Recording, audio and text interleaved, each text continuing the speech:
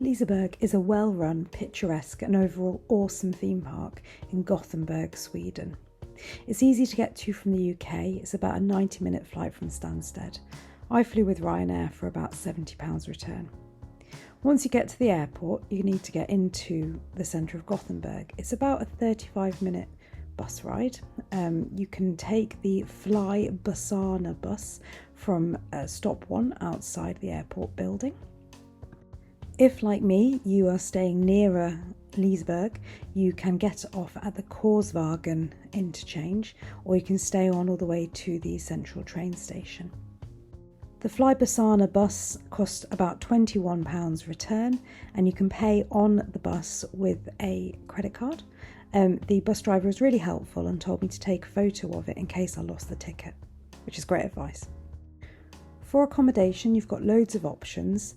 You can either stay in downtown Gothenburg and then either walk to Liseberg. It takes about 20 to 30 minutes, or you can get the tram.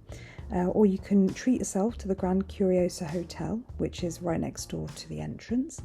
Or if you're like me and you miss out on the Grand Curiosa because it's a public holiday, you can stay nearby in a youth hostel for about £60 a night. I stayed at the Göteborg hostel, and I'll leave the link below. Liseberg is in downtown Gothenburg. It has 2 entrances, one near the Södra tram stop and the other right near the Korsvägen interchange. Liseberg has a very good app. It's probably one of the best theme park apps I've seen. You can buy tickets in advance on there. It's got a very useful map which displays obvious queue times and has a really good free virtual queuing system. Another very useful feature of the app is telling you about any special events that are on that day. Obviously, if I'd looked at this in advance, I would have realised that not only was it a Swedish national holiday, but that the Swedish Eurovision act Kai were playing that evening, and perhaps may have rethought my travelling choices. So, really important tip now. When you enter the park, you're going to use the QR code that you've probably got on the app. This is not enough to get you onto the rides. The reason for this is that, like Blackpool Pleasure Beach, they actually have a non-rider option. Unlike Blackpool Pleasure Beach, it's actually quite reasonably priced at £8 a person. So you need to go to one of the dark green machines. Again, you scan the QR code and it's going to give you a wristband to help you get on the rides.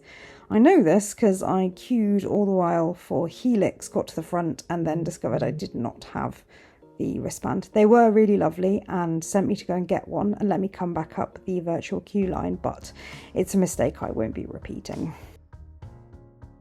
There's lots of different options available. I went for the Tyrolean beer garden. It was relatively expensive because it's Sweden. I think it was about £20 for a beer, chicken and chips, but it was very tasty, and I've heard that all of the restaurants are really lovely as well as being able to win giant chocolate bars, which they have as prizes on most of their stores. Apparently the odds are quite good as well because loads of people had them, so that's one to go for. Last one. Although on most of the rides you can store your bags at the station, to use the Valkyria dive coaster you do need to use one of the lockers underneath the coaster. You have to pay for these, but they're very inexpensive, and they won't let you onto the ride without it. So I hope you found this helpful. I found Liseberg to be a brilliant park, really clean, lovely staff, picturesque, long opening hours, useful app, just brilliant. As a female solo traveller, I at no time felt unsafe either at Liseberg or in Gothenburg generally. Yeah, definitely do it.